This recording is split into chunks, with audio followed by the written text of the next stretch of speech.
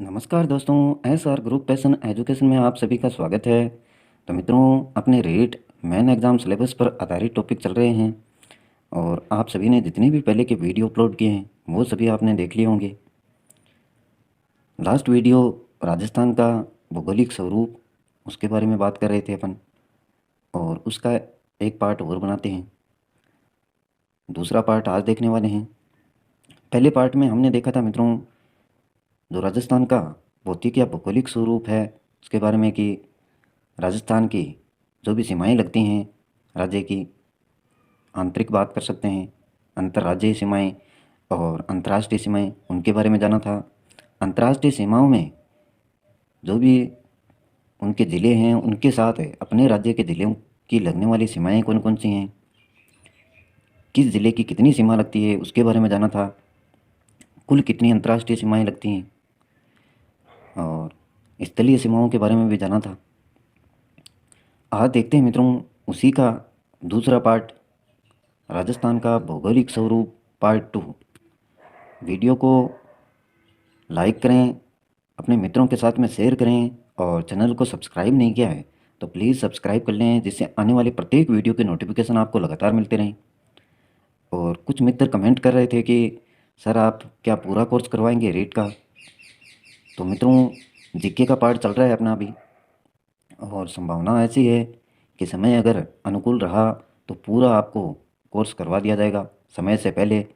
और इसके जो प्रैक्टिस सेट हैं वो भी तैयार हो रहे हैं, जल्दी उनसे भी रूबरू करवाया जाएगा आपको। बहुत ही शानदार टेस्ट सीरीज़ होंगी अपनी, और उनके द्वारा अच्छे से प्रैक्टिस होगी आपकी। देखते हैं आज का खास टॉपिक, राजस्थान का भौगोलिक स्वरूप। ये मैप है मित्रों, शुरुआत में देखिए मैप आपके राजस्थान का जो भी है अच्छे से तैयार होना चाहिए। और इसमें देखिए ऊपर की तरफ अपना पंजाब है, उत्तर की तरफ बात करें ये पूर्वी क्षेत्र है, और ये आपका पश्चिमी क्षेत्र है, और ये दक्षिणी क्षेत्र है। पूर्व की बात करें तो यहाँ पर आपका यूपी बताया था आपको फर्स्ट पार्ट में, और ये उत्तर की तरफ आपका पंजाब है, उत्तर और पूर्वी क्षेत्र आपका हरियाणा है। पूर्व और दक्षिण की बात करें तो आपका मध्य प्रदेश है, और पश्चिम और दक्षिण की बात करें तो गुजरात है, और यहाँ पर उत्तर पश्चिम में आपका पाकिस्तान की सीमा लगती है। आंतरिक अगर प्रदेशों की बात करें तो रेतीला शुष्क प्रदेश है। ये जो चित्र है उसको आप ध्यान में रखेंगे, बालू का स्तूप मुक्त प्रदेश यहाँ पर। और ये जो हनुमानगढ़ गंगानगर वाला चित्र है यहाँ पर घग्गर का मैदान है। अर्ध शुष्क प्रदेश, ये जो चित्र है अर्ध शुष्क प्रदेश है। और इसके नीचे अरावली पर्वतीय प्रदेश, ये चित्र, यहाँ पर आबू पर्वत है, बुराट का पठार है, और इसके नीचे आपका पूर्वी मैदानी प्रदेश। ये मित्रों आपको याद करना होगा अच्छे से डायग्राम। और नीचे नीचे की तरफ है दक्षिणी पूर्वी पठारी प्रदेश, जहाँ पर आपके दक्कन का पठार, हाड़ौती पठार, विंध्य कागार पठार। तो इसको अच्छे से याद कर लें एक बार, एक दो बार अपनी रफ कॉपी में इसको बनाएंगे, या कच्चे जो भी मैप हैं वो बनाए हुए रहते हैं तो उनमें आप इनको भरें बार बार नाम को, तो याद हो जाएंगे।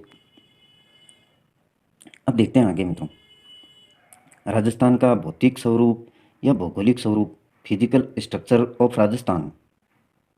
तो ध्यान से देखेंगे टॉपिक को, शानदार टॉपिक है, क्वेश्चन निश्चित तौर पर आएंगे यहाँ से।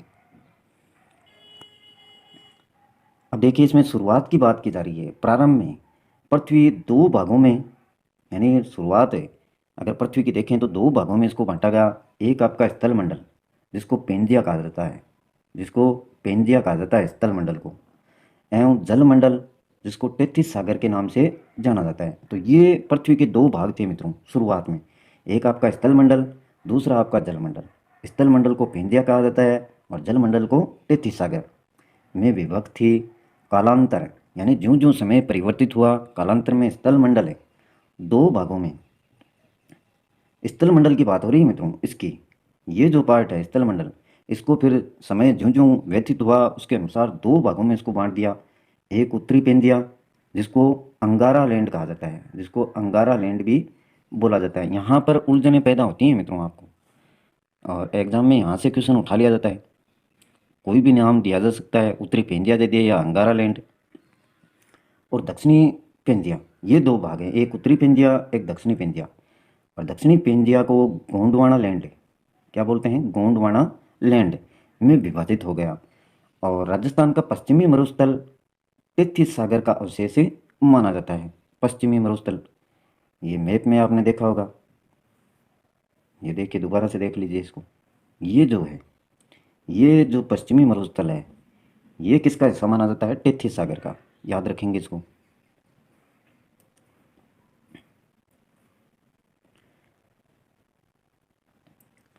जबकि अरावली पूर्वी एवं दक्षिण पूर्वी प्रदेश है, ये गोंडवाना लैंड का अवशेष माना जाता है। तो इसको अच्छे से याद कर लेंगे। गोंडवाना लैंड जो दक्षिणी पेंजिया आपका स्थल मंडल का दूसरा भाग, और एक आपका उत्तरी पेंजिया जिसको अंगारा लैंड बोलते हैं।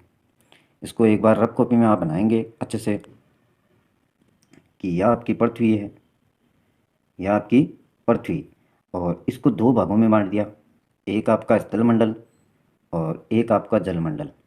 एक आपका स्थल मंडल, एक जल मंडल। स्थल मंडल को क्या नाम दिया गया, पेंजिया नाम दिया गया, और जल मंडल को क्या नाम दिया गया, तैतीस सागर। ठीक है। और उसके बाद में ज्यों ज्यों समय व्यतीत हुआ, उसके बाद में जो आपका स्थल मंडल है, ये भाग, इसको फिर दो भागों में बांट दिया गया। एक आपका उत्तरी पेंजिया, उत्तरी पेंजिया, और जिसको क्या कहा, अंगारा लैंड। और दूसरा आपका है दक्षिणी पेंजिया, दूसरा आपका दक्षिणी पेंजिया, और इसको बोला गोंडवाना लैंड। तो इस प्रकार से आप स्ट्रक्चर बना के इसको याद कर लें, याद रह जाएगा। अब आगे देखते हैं मित्रों, राजस्थानी मरुस्थलीय प्रदेश की उत्पत्ति तैतीस सागर से होने के प्रमाण देखिए क्या क्या मिले हैं, क्या क्या प्रमाण मिले हैं। जो मरुस्थलीय प्रदेश है की उत्पत्ति उसकी तैतीस सागर से हुई है। थार के मरुस्थल में अवसादी चट्टानों की प्रधानता, अवसादी जो चट्टान हैं उनकी प्रधानता देखने को मिली है। जीवाश्म खनिज के भंडार मिले हैं। और कुलदरा ग्राम जैसलमेर में पाए गए मछली के अवशेष, और इस क्षेत्र में स्थित खारे पानी की झीलें। तो ये जो भी कारण हैं, जो भी प्रमाण हैं, ये तैतीस सागर की उस उपस्थिति है उसको सुनिश्चित करते हैं मरुस्थलीय प्रदेश में। तो ये याद रखेंगे, प्रमाण हैं ये, अवसादी चट्टानों की प्रधानता, खनिज के भंडार, और कुलदरा ग्राम जैसलमेर में पाए गए मछली के अवशेष, और खारे पानी की झीलें। अब देखिए आगे, राजस्थान के भौगोलिक प्रदेशों का निर्धारण सर्वप्रथम अगर बात करें तो प्रोफेसर वी सी मिश्रा ने राजस्थान का भूगोल नामक पुस्तक में किया, जिसका प्रकाशन नेशनल बुक ट्रस्ट द्वारा 1968 में किया। और उन्होंने राजस्थान के भौगोलिक प्रदेशों को 7 भागों में वर्गीकृत किया। 1968 में एक बुक आई प्रकाश, जिसका प्रकाशन नेशनल बुक ट्रस्ट द्वारा किया गया। और इस पुस्तक में जो भौगोलिक प्रदेश हैं उनका निर्धारण किया गया प्रोफेसर वी सी मिश्रा के द्वारा, और 7 भागों का इसमें वर्गीकरण है। नेक्स्ट देखिए, ये 7 भाग कौन कौन से हैं। पहला भाग है पश्चिमी शुष्क प्रदेश। जो राजस्थान का पश्चिमी हिस्सा है मित्रों, वो है शुष्क प्रदेश। शुष्क का मतलब होता है सूखापन, याद रखेंगे इसको। शुष्क का मतलब सूखापन, और अर्ध शुष्क का मतलब यानी पूर्णतः जिसमें सूखा नहीं हो, नमी भी हो, और कभी कभार सूखापन भी रहता है, तो उसको बोलते हैं अर्ध शुष्क। पश्चिमी शुष्क प्रदेश के अगर क्षेत्रों की बात करें तो क्षेत्र आते हैं आपके जैसलमेर है, बाड़मेर, दक्षिणी पूर्वी बीकानेर, और पश्चिमी जोधपुर, दक्षिणी पश्चिमी चूरू, पश्चिमी नागौर। ये जो क्षेत्र हैं ये पश्चिमी शुष्क प्रदेश में आते हैं आपके। जैसलमेर, बाड़मेर, दक्षिणी पूर्वी बीकानेर, पश्चिमी जोधपुर, दक्षिणी पश्चिमी चूरू और पश्चिमी नागौर। और वर्षा की बात करें तो यहाँ पर 15 से 25 सेंटीमीटर वार्षिक जो वर्षा है वो होती है मित्रों, 15 से 25 सेंटीमीटर। अब देखिए अर्ध शुष्क प्रदेश की बात करते हैं। अर्ध शुष्क प्रदेश, इसमें क्षेत्र आते हैं आपके जालोर, पाली, नागौर, झुंझुनू, उत्तर पूर्वी चूरू, दक्षिण पूर्वी जोधपुर। तो ये जो भी ज़िले हैं मित्रों, इनको आप मैप में साथ में रखें। मैप जब भी वीडियो देखें तो मैप को साथ में रखें। अब आपको पता होना चाहिए जालोर कहाँ पर है, पाली कहाँ पर है, नागौर कहाँ पर है, तो आपको फिर ये भी पता चल जाएगा कि अर्ध शुष्क प्रदेश में ये आते हैं।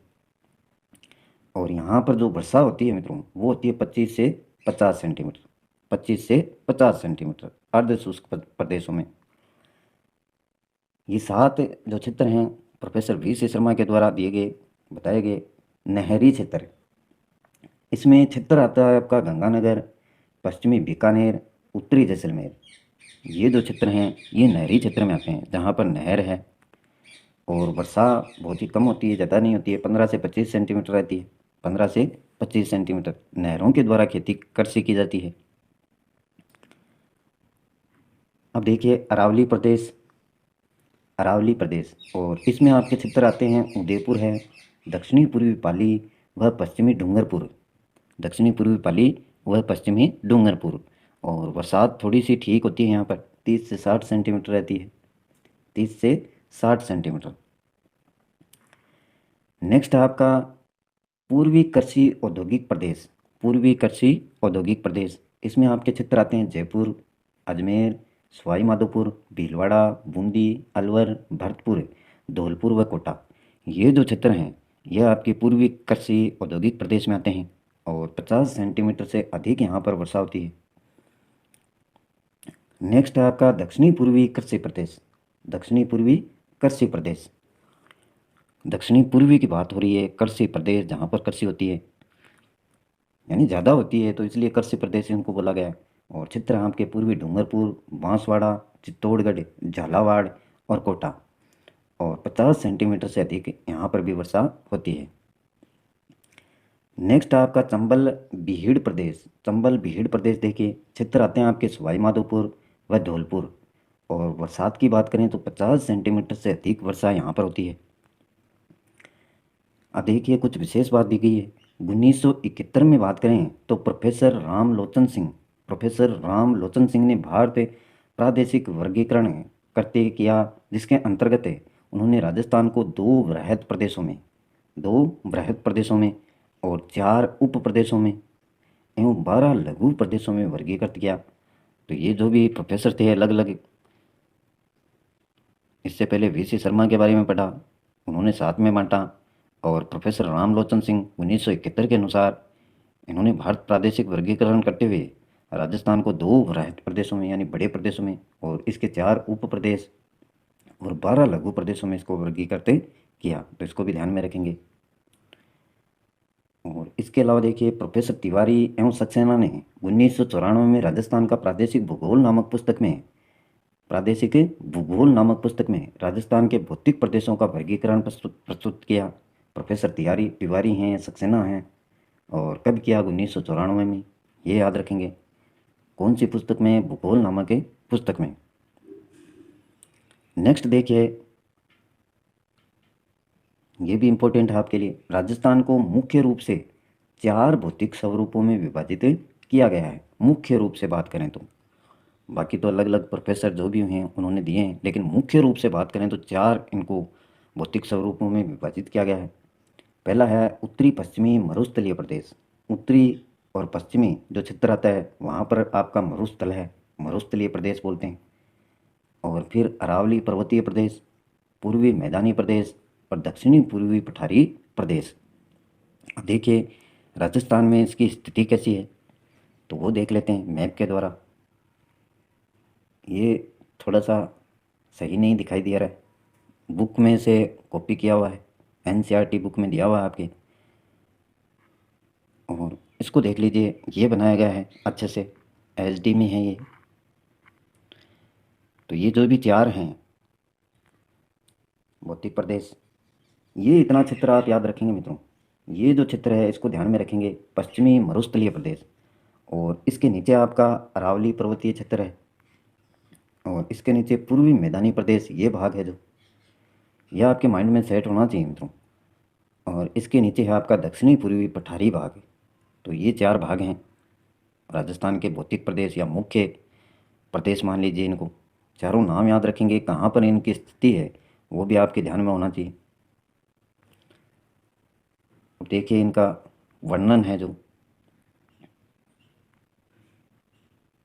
कालखंड के अनुसार सही क्रम, कालखंड के अनुसार सही क्रम देखिए। सबसे पहले आपका अरावली पर्वतीय प्रदेश, उसके बाद में दक्षिणी पूर्व पठारी प्रदेश, और बाद में पूर्वी मैदानी भाग, और लास्ट में आपका पश्चिमी मरुस्थलीय प्रदेश। तो ये कालखंड समय के अनुसार इसको याद रखेंगे। सबसे पहले आया आपका अरावली पर्वतीय प्रदेश, फिर दक्षिणी पूर्वी पठारी प्रदेश, और फिर पूर्वी मैदानी भाग, और लास्ट में आपका पश्चिमी मरुस्थलीय प्रदेश। अब इनके बारे में डिटेल से पढ़ते हैं। सबसे पहले उत्तर पश्चिमी मरुस्थलीय प्रदेश के बारे में जानते हैं। उत्पत्ति की बात की जाए मित्रों तो टेथिस सागर से, यह आपने पहले ही पढ़ लिया शुरुआत में। उत्पत्ति किससे हुई है? टेथिस सागर से। और काल काल था काल था जो, वो है नियोजोइक महाकल्प के प्लीस्टोसीन युग। तो इसको याद करेंगे आप, अच्छे से याद कर लेंगे कौन से काल में इसकी उत्पत्ति हुई है टेथिस सागर से? नियोजोइक महाकल्प के प्लीस्टोसीन युग में। और क्षेत्रफल की बात करें तो उत्तरी पश्चिमी जो मरुस्थलीय भाग है, प्रदेश है, उसका क्षेत्रफल है आपका 2,09,042 वर्ग किलोमीटर। 2,09,042 वर्ग किलोमीटर। और पूर्ण मरुस्थलीय क्षेत्रफल की बात करें, जहाँ पर सिर्फ मरुस्थल ही है मित्रों, तो वो है आपका इसमें से 1,75,000 वर्ग किलोमीटर। इसको भी ध्यान में रखेंगे। ये तो पूरा उत्तरी पश्चिमी मरुस्थलीय क्षेत्र की बात हो गई, 2,09,042। और पूर्ण मरुस्थलीय क्षेत्रफल इसमें से 1,75,000 वर्ग किलोमीटर। और इसरो रिपोर्ट 2007 के अनुसार राजस्थान के कुल क्षेत्रफल का 67% है, या 2/3 भाग पर क्या है? मरुस्थल है। ये इसरो के द्वारा बताया गया है। इसरो इसरो क्या है? Indian space research organisation. तो इसकी फुल फॉर्म है इंडियन स्पेस रिसर्च ऑर्गेनाइजेशन। ये एक संगठन है जिसके द्वारा राजस्थान के जितना भी क्षेत्रफल है उसका 67% या 2/3 भाग पर क्या है? मरुस्थल है, ये बताया। इस क्षेत्र को थार का मरुस्थल कहा जाता है। थार का मरुस्थल कहते हैं। उत्तरी पश्चिमी मरुस्थलीय प्रदेश को थार का मरुस्थल भी कहा जाता है। और राजस्थान में सबसे न्यूनतम अगर जनघनत्व की बात करें तो इसी प्रदेश में न्यूनतम जनघनत्व है, जो लोगों का घनत्व है वो सबसे कम है। और यहाँ वायु दाब क्या रहता है? निम्न रहता है। ये कुछ इंपॉर्टेंट फैक्ट्स हैं, ये भी ध्यान में रखने हैं आपको। यह विश्व में सर्वाधिक आबादी यहाँ पर पाई जाती है, एवं जैव विविधता वाला मरुस्थल है। जैव विविधता वाला, बहुत सारी विभिन्नताएं यहाँ पर देखने को मिलती हैं। और थार मरुस्थल राजस्थान, देखिए कौन कौन से जो राज्य हैं वहाँ पर फैला हुआ है थार मरुस्थल। राजस्थान तो है ही अपना, और उसके अलावा पंजाब, हरियाणा, गुजरात एवं पाकिस्तान में विस्तृत है। पाकिस्तान में भी फैला हुआ है थार का मरुस्थल। कुल भारतीय थार का 61.11% 61.11% भाग राजस्थान में है मित्रों, थार के मरुस्थल का। एवं 0.89% है, 0.89% भाग पंजाब में है आपका। हरियाणा एवं गुजरात में एवं 38% भाग है पाकिस्तान में है। 38% भाग पाकिस्तान में। तो इसको याद रखेंगे। कुल भारतीय थार का 61.11% भाग राजस्थान में एवं 0.89% भाग पंजाब में, हरियाणा एवं गुजरात में एवं 38% भाग पाकिस्तान में। तो पाकिस्तान में भी काफ़ी है। और राजस्थान के कौन कौन से ज़िले हैं जो थार के मरुस्थल में आते हैं? 12 ज़िले इस भूभाग में स्थित हैं आपके। जैसलमेर, बीकानेर, बाड़मेर, जोधपुर, श्री गंगानगर, हनुमानगढ़, नागौर, चूरू, झुंझुनू, सीकर, पाली एवं जालौर। तो ये मैप में आप अच्छे से देखेंगे इनको। 12 ज़िले हैं जो थार के मरुस्थल में आते हैं।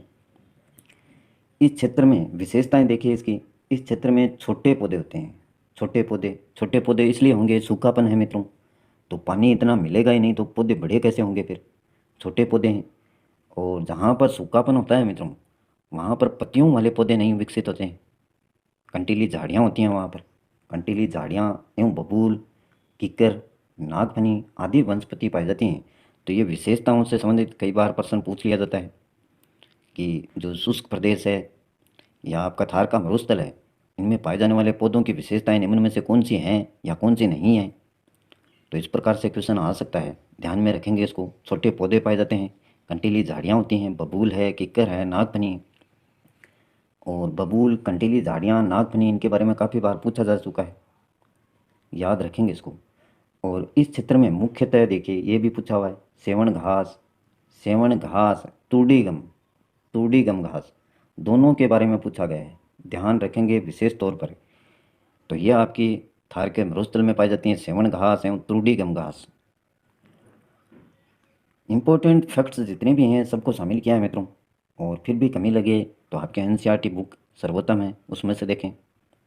और इतने फैक्ट्स लाने के बाद में भी कुछ छात्र हैं वो कमियां निकालते रहते हैं, स्वागत है उनका भी, क्योंकि कमियों से हम सीखते हैं मित्रों, उनसे ईर्ष्या नहीं करते हैं, बल्कि अगले जो भी वीडियो बनाते हैं उसमें सुधार किया जाता है।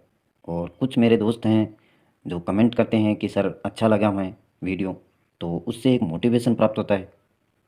तो कमेंट करते रहें मित्रों, तभी सुधार हो सकता है वीडियो में। अब देखिए, पश्चिमी मरुस्थलीय प्रदेश दो भागों में विभाजित है। पश्चिमी मरुस्थलीय प्रदेश जो अभी पढ़ रहे हैं उसको भी दो भागों में बांटा गया है। एक तो शुष्क मरुस्थल, यानी जो जहाँ पर पूर्णतः सूखापन है। तो यहाँ पर देखिए राष्ट्रीय आक्कलवुड फॉसिल पार्क है, इसी क्षेत्र में स्थित है। ये एक पार्क है फॉसिल पार्क, आक्कलवुड या राष्ट्रीय आक्कलवुड फॉसिल पार्क। कहाँ पर है? शुष्क मरुस्थल में, याद रखेंगे।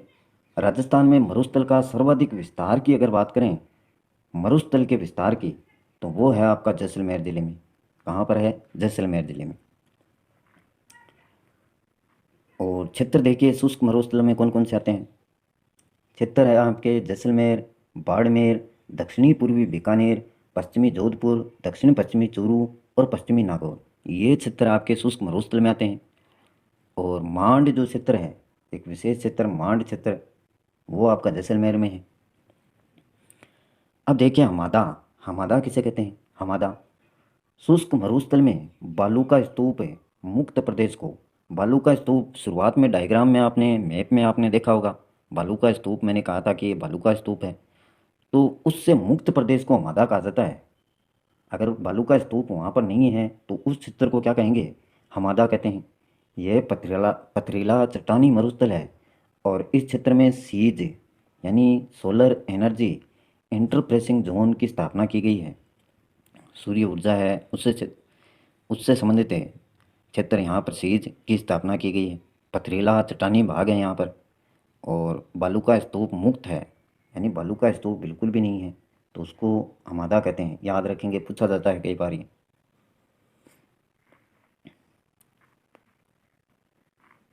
एनसीईआरटी का मैटर शामिल किया गया है मित्रों, उनमें से पॉइंटों को छांटा गया है। अर्ध शुष्क मरुस्थल, अभी पढ़ रहे थे शुष्क मरुस्थल, और अब देखिए अर्ध शुष्क मरुस्थल। अर्ध शुष्क मरुस्थल को भी चार भागों में विभाजित किया गया है।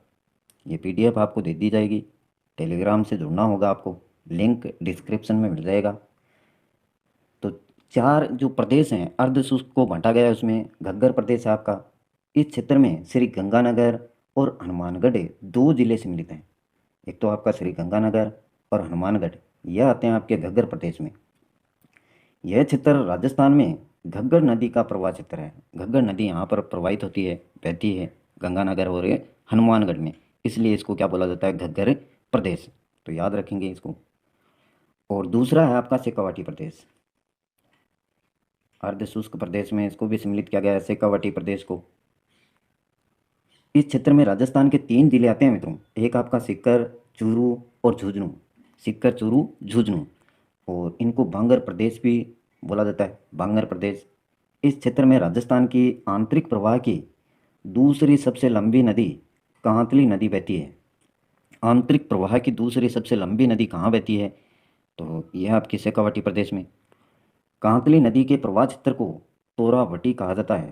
तोरावटी कहा जाता है। कांतली नदी के जो प्रवाह क्षेत्र है, बहने का जो क्षेत्र है, उसको तोरावटी कहा जाता है। और इस नदी के किनारे गणेश्वर सभ्यता, सिक्कर का विकास हुआ है। गणेश्वर सभ्यता के बारे में आगे पढ़ेंगे अपन विस्तार पूर्वक। तो ये है सिक्कर में पाई जाती है, इस नदी के किनारे पर। बहुत ही शानदार फैक्ट्स, जोर नहीं आएगा मित्रों इतना आपको, पढ़ते हुए इंटरेस्ट अगर लेकर आप पढ़ेंगे तो आनंद भी आएगा, साथ में याद भी हो जाएंगे। शेखावाटी क्षेत्र में पाए जाने वाले कच्चे कुएं, कच्चे जो कुएं हैं उनको जोड़ कहते हैं। क्या कहते हैं? जोड़। जोड़ा नहीं बोलते हैं क्या अपने साधारण भाषा में बोलते हैं कि जोड़ा है ये, तो उसी प्रकार से जोड़ कहलाते हैं। और जो पक्के कुएं हैं उनको नाडा कहते हैं। दोनों याद रखेंगे, कच्चे कुएं आपके जोड़ कहलाते हैं और पक्के कुएं नाडा कहलाते हैं। कहाँ पर कहलाते हैं? शेखावाटी क्षेत्र में। और तीसरा देखिए मित्रों, आपका है नागौरी उच्च भूमि। नागौरी उच्च भूमि अरावली से पृथक जो पहाड़ी क्षेत्र है उसे नागौरी उच्च भूमि कहा जाता है। अरावली, अरावली से पृथक यानी अलग है जो पहाड़ी क्षेत्र, उसे नागौरी उच्च भूमि कहा जाता है। और इसमें नागौर जिला आपका सम्मिलित है। और इसमें 3 पर्वत श्रेणियाँ भी पाई जाती हैं। 3 पर्वत श्रेणियाँ भी आपकी पाई जाती हैं। तो देख लेते हैं कौन कौन सी पर्वत श्रेणियाँ हैं। एक है आपकी मकराना श्रेणी जो संगमरमर जमाव क्षेत्र है। और मांगलोद श्रेणी है दूसरी, वहाँ पर जिप्सम जमाव क्षेत्र है। जिप्सम की बहुतायत है, वहाँ पर बहुत मात्रा में पाया जाता है। मकराना में आपका संगमरमर है। और तीसरी है जायद श्रेणी, ये फ्लोराइड क्षेत्र है मित्रों। यहाँ की फ्लोराइड युक्त जल पट्टी को कुब्बड़ पट्टी कहा जाता है। कुब्बड़ पट्टी कहा जाता है। फ्लोराइड क्षेत्र कौन सा है? जायद श्रेणी में आता है आपका ये। और फ्लोराइड युक्त जो जल पट्टी है उसको कहते हैं कुब्बड़ पट्टी, याद रखेंगे। और लास्ट देखिए गोडवाड़ प्रदेश।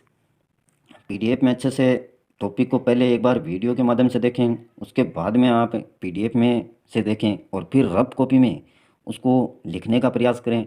मित्रों इतना आसान नहीं होता है कि एक बार में आप एक टॉपिक को तैयार कर पाएँ। मेहनत उसके लिए अभ्यास काफ़ी करना पड़ेगा। और उसके बाद में कभी जैसे आपको लगे कि हाँ वीडियो को दोबारा से देखना चाहिए तो दोबारा से देखें। बार बार इस प्रकार से आप प्रैक्टिस करेंगे, अभ्यास करेंगे तो टॉपिक अच्छे से आपके कवर हो जाएंगे। और एग्ज़ाम में फिर कहीं से भी कैसे भी क्वेश्चन बना के देगा आपका सही ही होगा मित्रों। गोडवाड़ प्रदेश देखिए, लूणी नदी प्रवाह क्षेत्र है।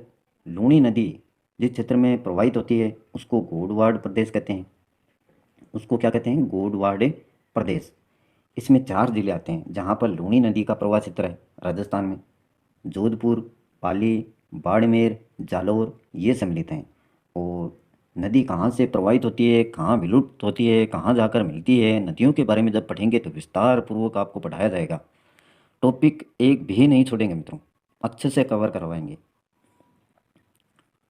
तो ये 4 जिले याद रखेंगे आप जहाँ पर लूणी नदी का प्रवाह क्षेत्र है। जोधपुर, पाली, बाड़मेर, जालौर। और इसको कहते हैं गोडवाड़ प्रदेश। इस क्षेत्र में मित्रों 56 की पहाड़ियाँ भी हैं जो बाड़मेर में पाई जाती हैं। और इन पहाड़ियों के नाकोडा पर्वत पर, नाकोडा पर्वत पर पार्श्वनाथ को समर्पित नाकोडा भैरव का मंदिर है। यहाँ पार्श्वनाथ को समर्पित है ये नाकोडा भैरव का मंदिर, नाकोडा पर्वत पर स्थित है। और 56 की पहाड़ियाँ भी यहाँ पर पाई जाती हैं बाड़मेर में। राजस्थान में सर्वाधिक बांगर मृदा का विस्तार लूनी बेसिन पर है। लूनी बेसिन में, लूनी बेसिन कहाँ पर है यह आपने उसमें देखा है मैप में, दोबारा से देख लेना। आगे देखिए ग्रेनाइट पर्वत है। तो ग्रेनाइट पर्वत हैं ये जालौर में आपके। डोरा पर्वत की बात करें तो ये जालौर में जसवंतपुरा पहाड़ियों में स्थित पश्चिमी राजस्थान की सबसे ऊंची चोटी है डोरा पर्वत। जालौर में जसवंतपुरा पहाड़ियों में स्थित पश्चिमी राजस्थान की सबसे ऊंची चोटी है कौन सा? डोरा पर्वत। और ऊंचाई कितनी है? 869 मीटर। एक देखिए पिपलूद ग्राम, कई बार पूछा गया है। बाड़मेर में स्थित आपका पिपलूद ग्राम, यह पश्चिमी राजस्थान में सर्वाधिक वर्षा वाला स्थान है। सर्वाधिक वर्षा वाला स्थान पिपलूद ग्राम बाड़मेर, इसलिए इसे पश्चिमी राजस्थान का क्या कहते हैं? माउंट आबू भी कहा जाता है। माउंट आबू पश्चिमी राजस्थान का पिपलूद ग्राम। और यहाँ पर अर्धेश्वर महादेव का मंदिर भी है। मिट्टी देखिए रेतीली बलुई मृदा है जिसको एंटीसोल कहा जाता है। मिट्टी की बात करें तो रेतीली बलुई मृदा एंटीसोल जिसको कहते हैं। और प्रमुख वनस्पति की बात करें तो मरूद भी है, जीरोफाइट्स जिसको बोलते हैं। प्रमुख घास की बात करें तो सेवण घास यहाँ पर पाई जाती है, दामन घास यहाँ पर पाई जाती है, करड़ घास, अंजन, बुर, शुगनी। तो इन घासों के नाम याद रखेंगे आपके। तो उत्तरी पश्चिमी क्षेत्र है आपका, वहाँ पर ये घास पाई जाती हैं, सेवण, दामन, दामन, करड़, अंजन, बुर और सुगनी। अब देखिए बालू का स्तूप दिया हुआ है मैप में। अनुदैर्ध्य बालू का स्तूप होते हैं जो पवन की दिशा के समानांतर या अनुदिश बनने वाले बालू का स्तूप हैं। अनुदैर्ध्य बालू का स्तूप। और अनुप्रस्थ बालू का स्तूप जो पवन की दिशा के लंबवत या समकोण पर बनने वाले बालू का स्तूप हैं।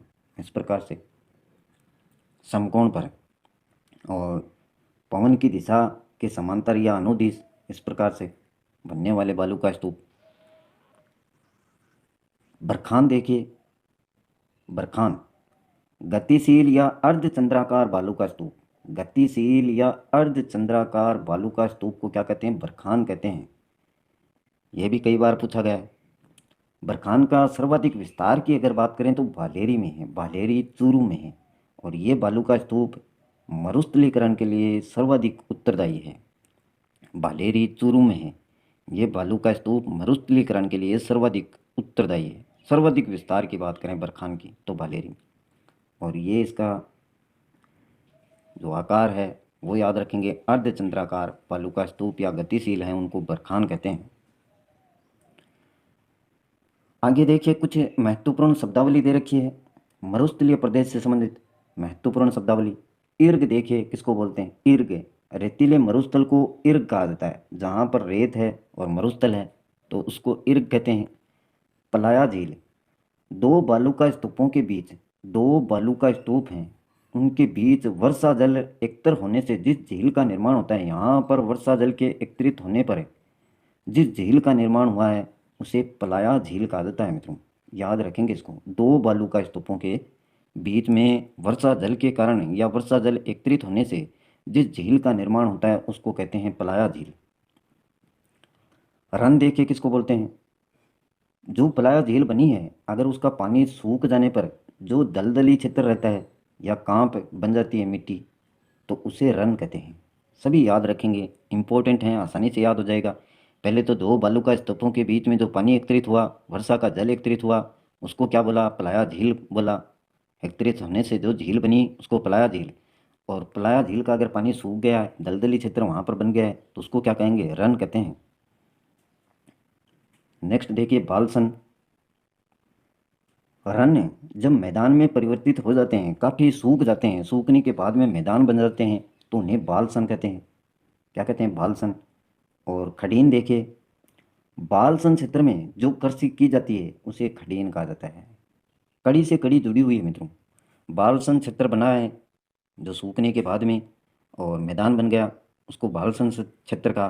और वहाँ पर अगर कृषि की जाती है तो उसको खडीन कहते हैं। माउट देखिए किसको बोलते हैं? ये भी काफ़ी बार पूछा गया है। भूमध्य सागरीय, भूमध्य सागरीय पश्चिमी विक्षोभों से शीत ऋतु में यानी सर्दी में होने वाली वर्षा को क्या कहते हैं? माउट कहते हैं। और इसे राजस्थान के लिए गोल्डन ड्रॉप से या सुनहरी बूंदे कहा जाता है, क्योंकि आमतौर पर देखा जाए तो राजस्थान में गर्मियों में वर्षा नहीं होती है और सर्दियों में अगर वर्षा मिल जाए तो उसको गोल्डन ड्रॉप्स या सुनहरी बूंदे कहा जाता है। यह एक चक्रवात का उदाहरण है। यह किसका उदाहरण है? चक्रवात का उदाहरण है। तो यह आपके माउट है।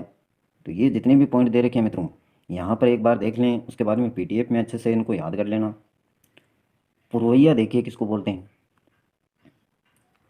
दक्षिण पश्चिमी मानसून की बंगाल की खाड़ी से आने वाली हवाओं को पुरवैया कहा जाता है। किसको कहते हैं? पुरवैया। दक्षिण पश्चिम की बात करें तो बंगाल की खाड़ी स्थित है वहाँ पर दक्षिण क्षेत्र में। दक्षिण पश्चिम की बात करें तो वहाँ पर, और उनसे जो आने वाली हवाएं हैं उनको पुरवैया कहा जाता है। ये समसामयिक पवनें हैं। लू देखिए किसे कहते हैं? ग्रीष्म ऋतु में, गर्मियों में चलने वाली गर्म एवं शुष्क सूखी हवाएं लू कहलाती हैं। ये स्थायी पवनें हैं। ये क्या हैं? स्थायी पवनें। ये चलती ही हैं मित्रों गर्मियों में। और लाठी सीरीज देखिए किसको कहते हैं? पोखरण से मोहनगढ़, जो आपके जैसलमेर में पड़ते हैं, पोखरण से मोहनगढ़ तक जो भूगर्भीय पट्टी पाई जाती है उसे लाठी सीरीज कहा जाता है। भूगर्भीय, पृथ्वी के गर्भ में जो पट्टी पाई जाती है उसे लाठी सीरीज कहते हैं। कहाँ से कहाँ तक? पोखरण से मोहनगढ़, जैसलमेर। और यहीं पर आपकी सेवन घास के मैदान पाए जाते हैं। सेवन घास को स्थायी भाषा में लिलोण कहा जाता है। स्थायी भाषा में, ये स्थायी भाषा है लिलोण। और लाठी सीरीज को थार का नकली स्थान या ओएसिस कहा जाता है। नकली स्थान, लाठी सीरीज को थार का नकली स्थान या ओएसिस कहा जाता है। याद रखेंगे सभी पॉइंट। तो ये तो था आपका थार का मरुस्थल, उसके बारे में बात। अब याद याद करते हैं अपन अरावली पर्वतीय प्रदेशों को। क्या इसकी स्थिति है, क्या इसका विस्तार है, कैसे इसकी उत्पत्ति हुई। तो उत्पत्ति देखिए गोंडवाना लैंड से उत्पत्ति हुई मित्रों, काल एजोइक महाकाल के प्री कैम्ब्रियन काल में। और क्षेत्रफल की बात करें तो संपूर्ण राजस्थान का 9.3%, 9.3% ये क्षेत्र है अरावली वाला। और राजस्थान के 7 जिले इस भूभाग में आते हैं: सिरोही, उदयपुर, राजसमंद, अजमेर, जयपुर, दौसा व अलवर। इसके अलावा देखिए अरावली पर्वत श्रेणी का विस्तार भारत में बात की जाए तो गुजरात के खेड़ ब्रह्मा जो पालनपुर में पड़ता है, गुजरात के खेड़ ब्रह्मा पालनपुर से लेकर रायसीना दिल्ली तक है विस्तृत है। अरावली पर्वतमाला की अगर भारत में बात की जाए तो गुजरात से लेकर दिल्ली तक इसका विस्तार है। और कुल लंबाई की बात करें तो 692 किलोमीटर है। और राजस्थान में यह मित्रों सिरोही से लेकर खेतड़ी झुंझुनू तक विस्तृत है और लंबाई है 550 किलोमीटर। कुल लंबाई देखिए 692 किलोमीटर, और उसमें से आपकी 550 किलोमीटर देखो राजस्थान में पाई जाती है अरावली पर्वत श्रेणी। और औसत ऊंचाई की बात करें तो 930 मीटर है। एवरेज अगर निकाला जाए इसका औसत ऊंचाई तो 930 मीटर। अब देखें मित्रों अरावली की प्रमुख चोटियां कौन सी हैं, इनसे संबंधित क्वेश्चन भी पूछ लिए जाते हैं। गुरु शिखर ये है 1722 मीटर, सिरोही में आपकी स्थित है। यह अरावली की सबसे ऊंची चोटी है, सबसे ऊंची चोटी अरावली पर्वत श्रेणी की गुरु शिखर। ऊंचाई है 1722 मीटर और सिरोही में ये स्थित है। नेक्स्ट है शेर 1597 मीटर, ये भी सिरोही में है। दिलवाड़ा 1442 मीटर, ये सिरोही में है। जरगा पर्वत है ये 1431 मीटर है, यह आपका उदयपुर में है। जरगा उदयपुर 1431 मीटर। अचलगढ़ 1380 मीटर, ये सिरोही में है। आबू ये 1295 मीटर, ये भी सिरोही में है। बहुत सारी हैं देखिए। आबू के बाद में बात करें तो कुंभलगढ़ है 1224 मीटर, ये राजसमंद में। ऋषिकेश 1017 मीटर, सिरोही में। देखिए आंकड़े पूरे दिए गए हैं आपको, जिससे कैसे भी क्वेश्चन पूछे अगला कहाँ पर है, सिरोही में आंकड़ा दे दिया। ये डिटेल है 1017 मीटर और नाम क्या है ऋषिकेश। कमलनाथ 1001 मीटर उदयपुर में। सज्जनगढ़ 938 उदयपुर में। लीलागढ़ 874। अन्य चोटियों की बात करें तो नागपानी, तारागढ़ तो बुक में से पढ़ लें, जो भी दे रखे हैं अन्य जो भी मुख्य हैं मित्रों उनको शामिल कर लिया गया है इसमें। इनमें से काफ़ी बार क्वेश्चन पूछे गए हैं। अरावली का वर्गीकरण देखिए अब। उत्तरी अरावली, इसमें 3 जिले आते हैं आपके, जयपुर, अलवर व दौसा सम्मिलित हैं। और काकनवाड़ी का पठार है यहाँ पर अलवर में, काकनवाड़ी का पठार अलवर में। प्रमुख चोटियाँ देखिए कौन कौन सी हैं। तो प्रमुख चोटियाँ उत्तरी अरावली में ये हैं मित्रों, जल्दी से पढ़ देता हूँ, बाकी पीडीएफ में से आप याद कर लेना अच्छे से इसको। रघुनाथगढ़ सीकर में है 1055 मीटर। खो जयपुर में है आपकी 920 मीटर। बरहोच अलवर में है 792 मीटर। बरवाड़ा जयपुर में है 786 मीटर। सीरावास अलवर में 651 मीटर। भानगढ़ अलवर में 649 metre. Jaigarh Jaipur 648 metre. Nahargarh Jaipur 599 metre. Alwar का किला है 597 मीटर। और बिलाली। अब मध्य अरावली की बात करते हैं। मध्य अरावली में अजमेर जिला सम्मिलित है मित्रों। और तारागढ़ पहाड़ी है यहाँ पर 870 मीटर इसकी ऊंचाई है। नाग पहाड़ है जिसकी ऊंचाई 795 मीटर है। और ब्यावर तहसील में 4 प्रमुख दर्रे हैं। ब्यावर तहसील में 4 प्रमुख दर्रे हैं। बर, परवेरिया, शिवपुर घाट, सूरा घाट, ये ब्यावर तहसील में है। NH 162 है, इसी बर दर्रे से गुजरता है। NH 162 बर दर्रे से गुजरता है, तो याद रखेंगे ब्यावर तहसील में यह आपका मौजूद है बर दर्रा।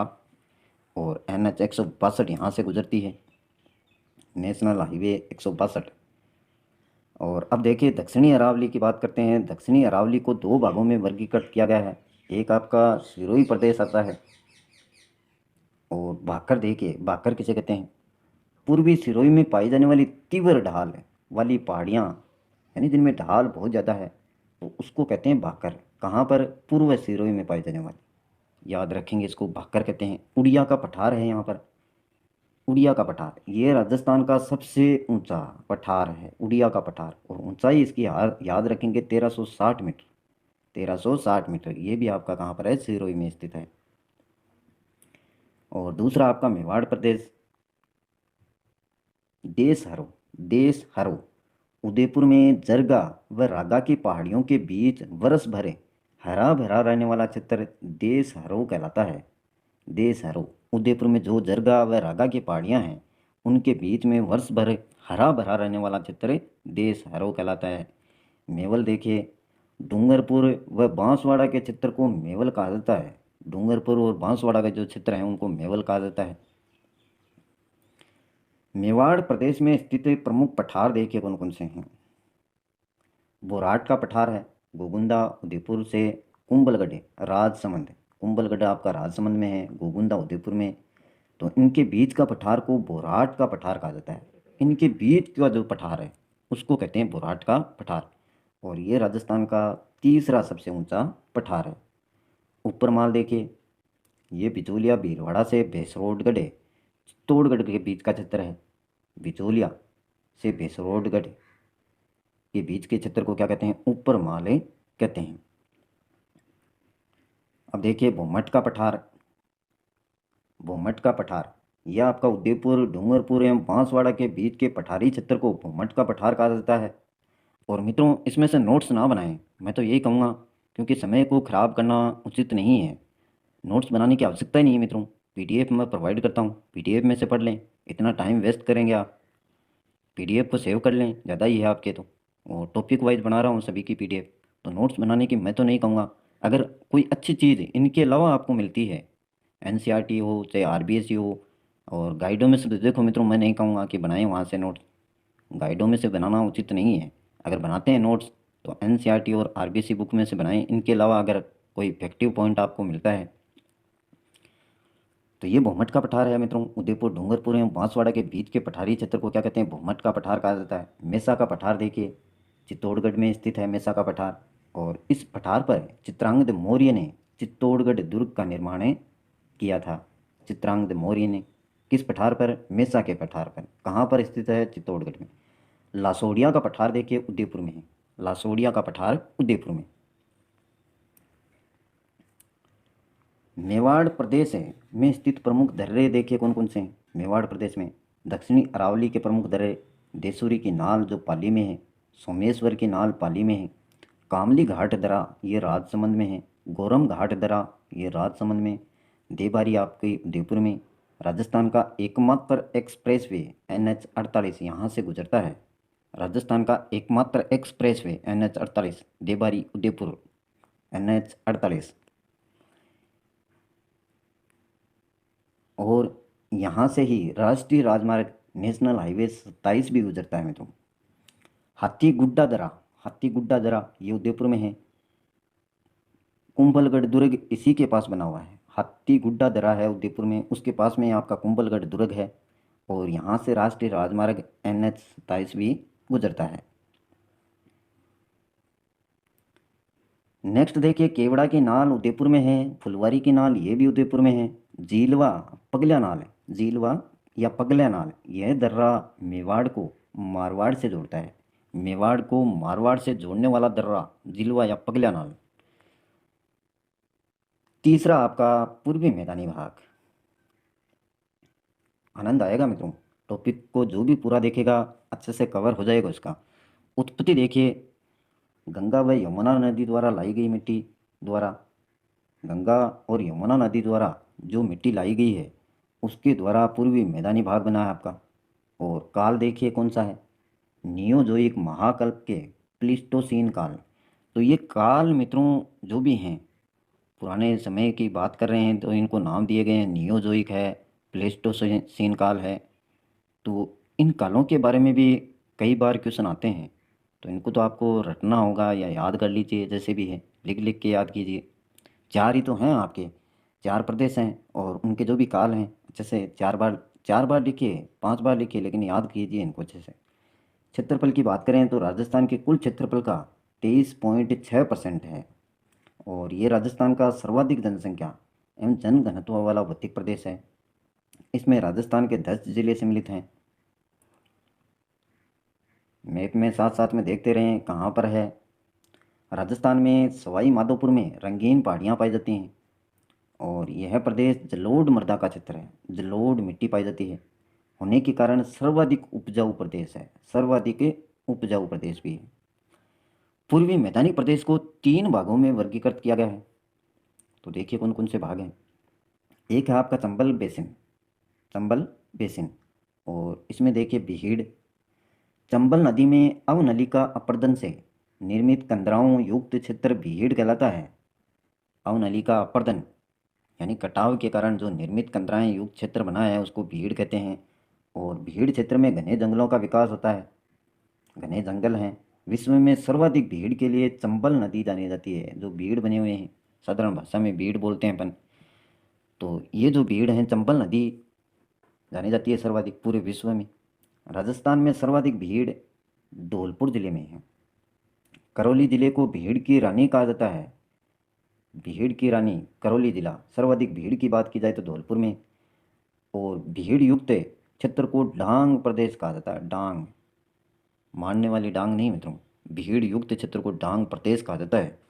डांग प्रदेश में राजस्थान के 3 जिले हैं। एक आपका धौलपुर है, करौली और सवाई माधोपुर सम्मिलित हैं।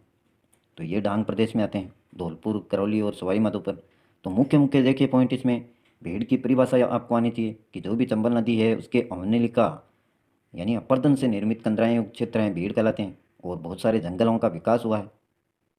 विश्व की बात की जाए तो सर्वाधिक जो भीड़ है वो चंबल नदी जानी जाती है उसके लिए। सर्वाधिक भीड़ राजस्थान में बात की जाए तो धौलपुर में है। और भीड़ की रानी करौली जिले को कहा जाता है। भीड़ युक्त क्षेत्र को डांग प्रदेश कहते हैं और डांग प्रदेश में ये जिले सम्मिलित हैं आपके। राजस्थान में सर्वाधिक खादर का विस्तार चंबल बेसिन में है। खादर खादर का विस्तार कहाँ है? चंबल बेसिन में। अब देखिए दूसरा point Banas Banganga basin. Banas Banganga basin. Banas नदी खमनोर की पहाड़ियों जो राजसमंद से निकलकर रामेश्वरम सवाई माधोपुर में चंबल नदी में मिल जाती है।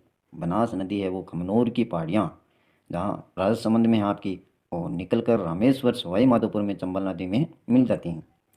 बाणगंगा नदी बैराट की पहाड़ियों से जो जयपुर में है से निकलकर यमुना नदी में मिलती है। पीड मांड का मैदान देखिए। पीड मांड का मैदान ये देवगढ़ राजसमंद से भीलवाड़ा तक है बनास का मैदान है और इसको पीड मांड का मैदान कहते हैं। देवगढ़ राजसमंद से भीलवाड़ा तक बनास नदी का जो मैदान है उसको पीड मांड कहते हैं। पीड मांड का मैदान। खिराड़ क्षेत्र देखिए मित्रों। खिराड़ क्षेत्र जहाजपुर भीलवाड़ा से टोंक तक का क्षेत्र है। जहाजपुर भीलवाड़ा से टोंक तक का क्षेत्र खिराड़ क्षेत्र कहलाता है। रोई का मैदान जयपुर से भरतपुर तक है। बाण गंगा एवं यमुना नदियों के बीच का क्षेत्र क्या कहलाता है? रोई का मैदान कहलाता है। इसे रोई दो आब क्षेत्र भी रोई दो आब क्षेत्र भी कहा जाता है। नेक्स्ट देखिए तीसरा आपका माही बेसिन। प्राचीन काल में माही बेसिन को पुष्प प्रदेश कहा जाता था। पुष्प प्रदेश माही बेसिन। और माही नदी विश्व की एकमात्र नदी है जो कर्क रेखा को 2 बार काटती है। कर्क रेखा को 2 बार काटने वाली विश्व की एकमात्र नदी कौन सी है? माही नदी। अब इससे ज़्यादा क्या इंपॉर्टेंट फैक्ट्स लाए मित्रों आपके लिए। देखिए प्रत्येक पॉइंट है याद करने योग्य है। और बाकी तो देखो कहाँ से एग्जामिनर पूछता है किसी को पता नहीं रहता है। फिर भी मैंने पूरा प्रयास किया है कि जितने भी इंपॉर्टेंट फैक्ट्स बनते हैं सबको सम्मिलित किया जाए।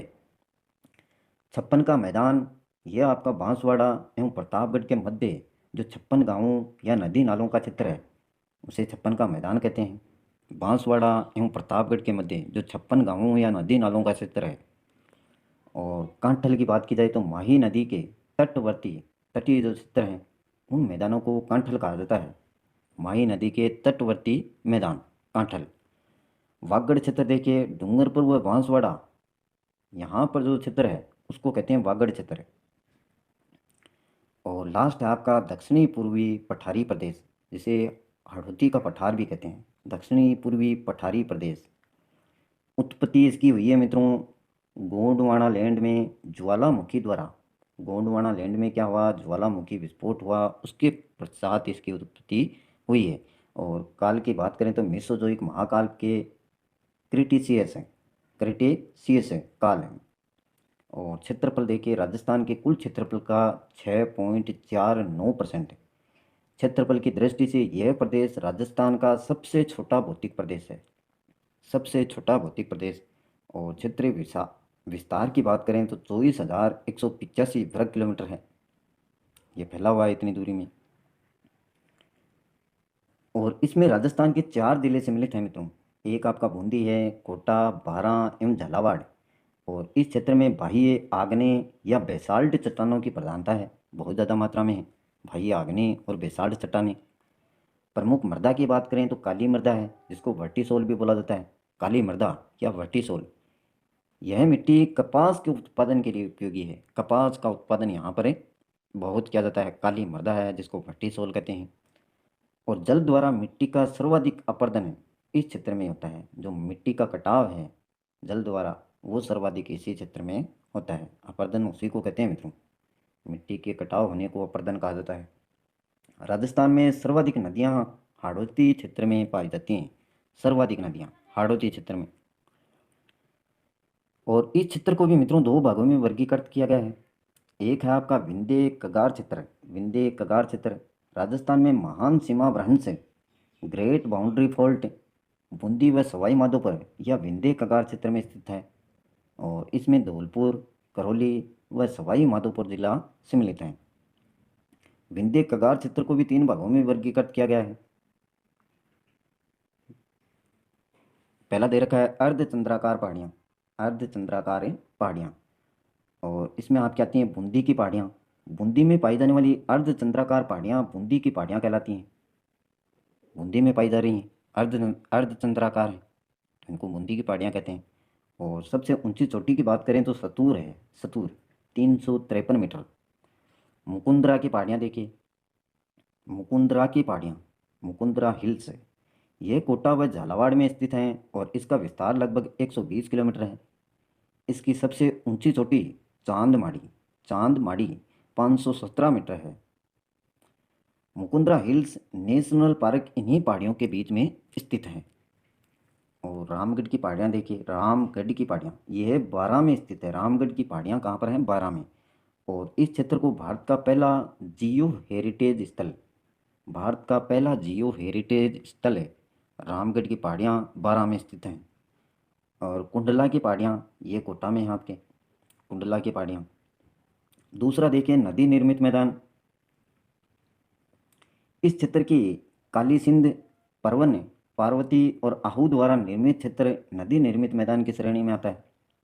नदी निर्मित मैदान है, काली सिंध, परवन, पार्वती और आहू द्वारा निर्मित क्षेत्र नदी निर्मित मैदान की श्रेणी में आता है। और शाहबाद उच्च भूमि क्षेत्र, यह सामान्य भूमि से 450 मीटर उच्च क्षेत्र जो पूर्वी बारां में स्थित है, इसे शाहबाद उच्च भूमि क्षेत्र कहा जाता है। सामान्य भूमि से 450 मीटर ऊंचा है और पूर्वी बारां में स्थित है। दूसरा देखिए दक्कन का पठार, दक्कन का पठार। इसमें कोटा, बूंदी, बारां व झालावाड़ जिले सम्मिलित हैं और इसको भी 2 भागों में वर्गीकृत किया गया है, 2 भागों में वर्गीकृत किया गया है। एक है आपका डग गंगधर प्रदेश, डग गंगधर प्रदेश। झालावाड़ के दक्षिण पश्चिमी भाग को डंग गंगधर प्रदेश कहा जाता है। डग गंगधर प्रदेश झालावाड़ का जो दक्षिणी पश्चिमी भाग है। और झालावाड़ का पठार डग गंगधर प्रदेश के बाद झालावाड़ का शेष भाग, इस प्रदेश के बाद का जो भी शेष बचता है भाग, उसको झालावाड़ का पठार कहा जाता है। तो ये था मित्रों भौतिक जो स्वरूप है राजस्थान का, भौगोलिक स्थिति है, उससे संबंधित है दूसरा पार्ट। अगर वीडियो पसंद आए, अच्छा लगे तो लाइक करना मित्रों, अपने मित्रों के साथ में शेयर करना। और अगर कुछ कमियां लगें आपको तो कमेंट करना, जिससे अगले वीडियो में सुधार किया जा सके। मेरे द्वारा 100% प्रयास किया गया है कि प्रत्येक जो भी इम्पोर्टेंट फैक्ट्स हैं उनको शामिल किया जाए, कम से कम समय में आपको ज़्यादा से ज़्यादा मैटर प्रोवाइड किया जा सके। और चैनल को सब्सक्राइब नहीं किया तो प्लीज़ सब्सक्राइब कर लें, जिससे आने वाले प्रत्येक वीडियो के नोटिफिकेशन आपको लगातार मिलते रहें। फ़ायदा आपका है। अगर करते हैं तो ठीक है, नहीं करते हैं तो कोई बात नहीं है मित्रों। मैं किसी पर फोर्स नहीं डालता हूँ, जिसको आवश्यकता होगी वो अपने आप जुड़ेगा। और सब्सक्राइब करने से मित्रों मेरा इसमें कोई फ़ायदा नहीं है, फ़ायदा आप लोगों का ही है। नोटिफिकेशन मिलेगा तो आप पढ़ पाएंगे, और पीडीएफ आपको प्रोवाइड कर दी जाएगी। टेलीग्राम जो चैनल है अपना बना रखा है पीडीएफ के लिए अलग से। मेन ग्रुप भी है जिसमें 50,000 के समथिंग मेंबर हैं, वो लगातार क्विज अटेम्प्ट करते रहते हैं, अभ्यास करते रहते हैं। इसके अलावा स्टडी सॉल्यूशन ग्रुप भी अपना बनाया हुआ है, जिसमें जो भी डाउट्स हैं उनको क्लियर किया जाता है। और इनके अलावा एक क्विज ग्रुप बना रखा है अलग अलग से, जहाँ पर बहुत सारी क्विज आपको मिलेंगी, तो खुद भी अभ्यास कर सकते हैं स्वयं। आज के लिए बस इतना ही। कल फिर मिलते हैं मित्रों, एक नए वीडियो एक नए टॉपिक के साथ।